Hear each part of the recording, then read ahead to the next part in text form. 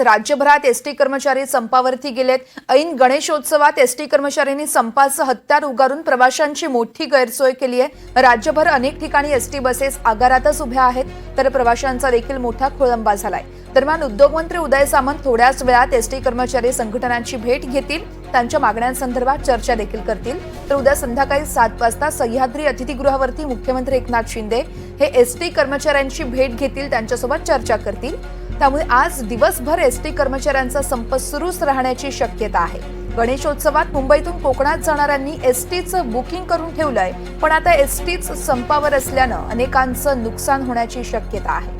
त्यामुळे आज आणि उद्या एसटी संपासंदर्भात सरकार काय मार्ग काढतंय हे पाहणं महत्त्वाचं असेल।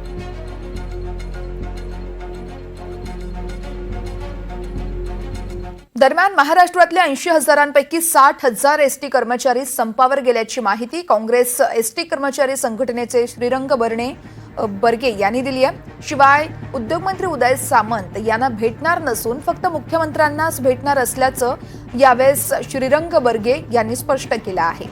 तर गुणरत्न सदावर्तेंची संघटना सोडून इतर सगळ्या संघटना संपात सहभागी झाल्याचंही बर्गेंनी सांगितलंय।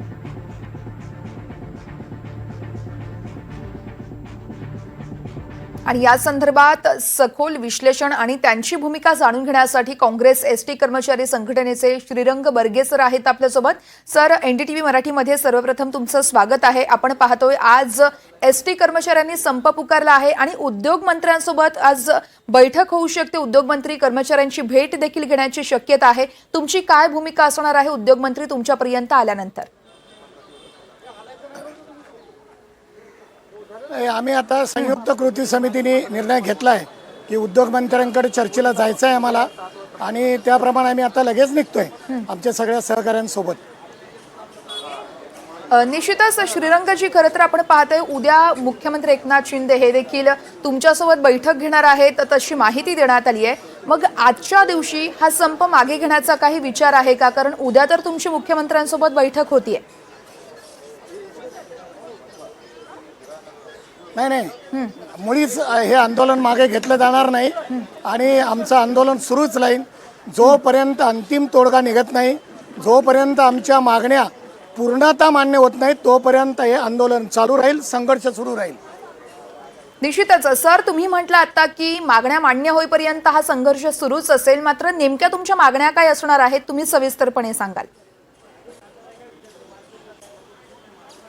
आम्हाला आमच्या एसटीच्या कर्मचाऱ्यांना राज्य सरकारी कर्मचाऱ्यांना इतकं वेतन मिळालं पाहिजे, महागाई भत्त्याचा जो फरक आमचा प्रलंबित आहे तो मिळाला पाहिजे, वार्षिक वेतनवाढीचा जो फरक आहे आम्हाला दिलेला नाही तो दिला पाहिजे आमच्या कर्मचाऱ्यांना, आणि अजून काही इतर मागण्या आहेत त्याच्यामध्ये कॅशलेस योजना, आमच्या फ्री पास एसटीतून आमच्या कर्मचाऱ्यांना पूर्णतः दिला पाहिजे, निवृत्त कर्मचाऱ्यांना दिला पाहिजे, अशा अनेक मागण्या आहेत।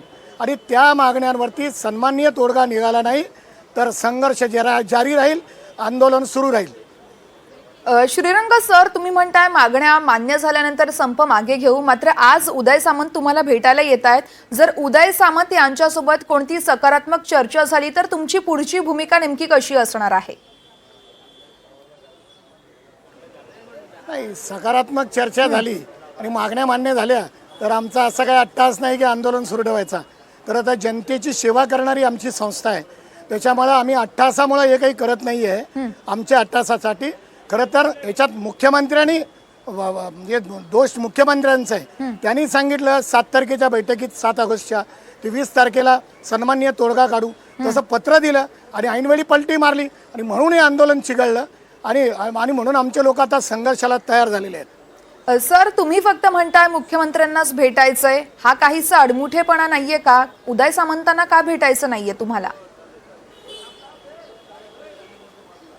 खरं तर उदय सामंतांचा अर्थार्थी काही संबंध नाही आहे। जसं पंढरपूरला आपण मंदिरात जातो आणि तिथे बडव्यांची जी भूमिका असते ती भूमिकेला काही अर्थ नसतो, आम्हाला विठ्ठलाला भेटायचं असतं, तसं राज्याच्या दृष्टीनं मुख्यमंत्री महत्त्वाचे आहे। विशेष म्हणजे ते परिवहन मंत्री आहेत, एस टी महामंडळाचे चेअरमन तेच आहेत आणि तेच निर्णय घेऊ शकतात। त्यामुळे वायफळ चर्चा करण्यात काही अर्थ नाही। गेली वर्षभर उदय सामंत चर्चा करतायत, त्यांनी काही सिद्ध झालेले नाही आहे आणि मला असं तसाच काही अनुभव आता सुद्धा येईल अशी आम्हाला शंका वाटते।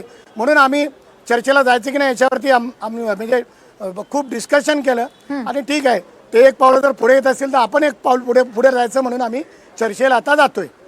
सर, बघायला गेले तर पहाटेपासूनच खरं तर सगळे कर्मचारी संपावरती ठाम आहेत. ऐन गणेशोत्सवाच्या तोंडावर तुम्ही सगळ्या प्रवाशांना वेठीच धरताय, त्यामुळे तुम्हाला हे कुठेतरी चुकीचं वाटत नाहीये का? कारण पहाटेपासूनच काही प्रवासी हे आगारात पोहोचलेत, मात्र त्यांना माहितीच नाहीये पुढे एसटी बंद आहे आणि खूप त्रास देखील त्यांना सहन करावा लागतोय. नाही, खरं तर आम्ही प्रवाशांना वेठीच धरलेलं नाही. प्रवासी आमचे दैवत आहे, याला सरकार जबाबदार आहे. गेली वर्षभर हे गुऱ्हाळ चालू ठेवलं नसतं त्यांनी तर आता ही वेळ आलेली नसती. आता गणपती आहे, उद्या अजून कुठली यात्रा येते.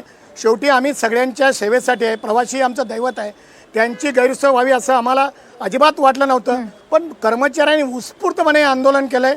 मी त्या प्रवाशांची माफी मागतो.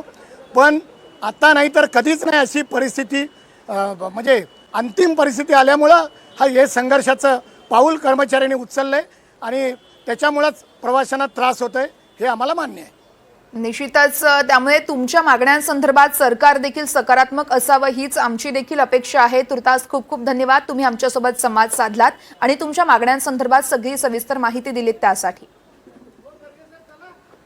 आपण पाहतोय आज राज्यभरात खरं तर अनेक एसटी कर्मचारी हे संपावरती गेले आहेत, त्यामुळे अनेक ठिकाणी प्रवाशांना नाहक त्रास सहन करावा लागतोय. महाराष्ट्रातले 80,000 60,000 कर्मचारी हे संपावर गेल्याची माहिती काँग्रेस एसटी कर्मचारी संघटनेकडून देण्यात आली होती आणि याच कर्मचारी संघटनेचे श्रीरंग बर्वे हे काही वेळापूर्वी आपल्यासोबत जोडले होते आणि या मागण्या मान्य पूर्ण झाल्याशिवाय आम्ही मागे हटणार नाही अशी भूमिका त्यांनी घेतली आहे.